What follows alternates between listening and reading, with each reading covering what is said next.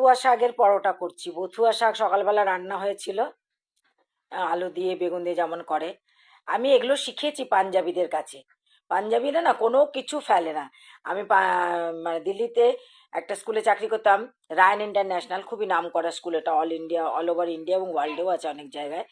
তো ওখানে আমার যে তবলা টিচার ছিলেন, উনি একদিন আমাকে বলছে, स्वाति तूने चावल का पराठा खाया है? चावल का पराठा?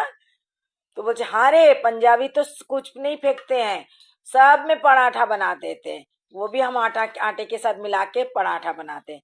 তো ওদের কাছ থেকেই শিখেছি। এই মানে শাক ডাল যেগুলো মানে দুপুরবেলা হয়তো বেঁচে গেল আর খেতে ইচ্ছা করছে না, সেগুলো রাত্রিবেলা বা সকালবেলা পরোটা বানিয়ে দিই।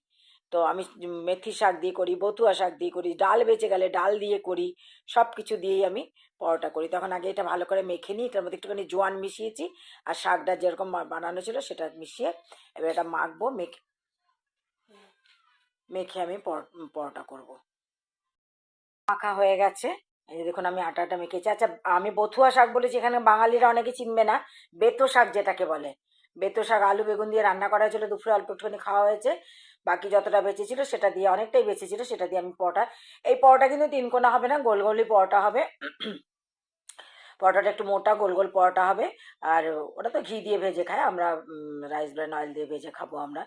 তো এরকম করে মেখে আপনারা সব কিছু, যে কোনো ডাল বেঁচে গেল আপনাদের, ডালটাকে একটুখানি গাঢ় করে নেবেন, নিয়ে সেই ডাল দিয়ে আটা মেখে নিন। বা যে কোনো মানে শাক বেঁচে গেল, শাক তো একদম মানে করবেন না, শাক বাসি খেতেও ভালো লাগে না, শাক বেঁচে গেল পরোটা বানিয়ে নেবেন, কখনো সেটাকে নষ্ট করবেন না। আমি অবশ্য ভাতের পরোটা খেয়ে এখনো দেখিনি, তবে ভাবছি একদিন বানিয়ে দেখবো ভাত দিয়ে মেখে। তবে আমার মনে হয় তার মধ্যে একটু মশলা দিতে হবে, কারণ উনি অত বুঝে বলেনি আমাকে কি কি মশলা। তো আমার আইডিয়া মতো মনে হয় যেন ভাতের পরোটা করতে গেলে তার মধ্যে যদি একটুখানি জিরে, জিরে গুঁড়ো, একটুখানি লঙ্কার গুঁড়ো, একটু জোয়ান, একটু জিরে, গোটা জিরে এসব দিয়ে মেখে ভাগ করলে ভালোই লাগবে খেতে। আর এই যে এত বড় বড় করে লেচিগুলো করেছি, সাধারণ লুচির লেচি, এই লুচি বলছি, রুটির লেচি আমরা এত বড় করি না, আরো কম করি, মানে এটা আরো এক ভাগ আমরা কম করি। তো এরকম গোল করে বেলছি, গোল করে বেলে এবার আমি এটাকে তেলে ভাজবো।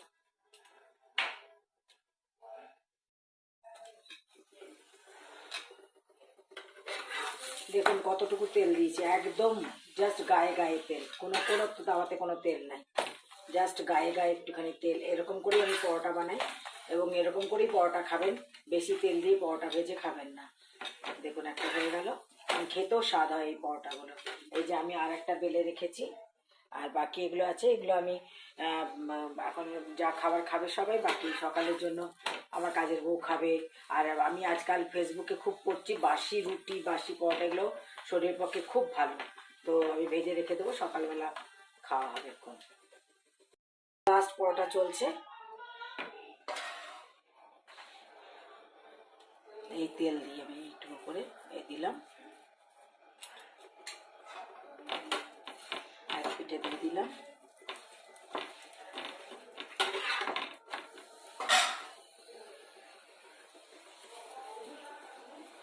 আর এক পিঠে।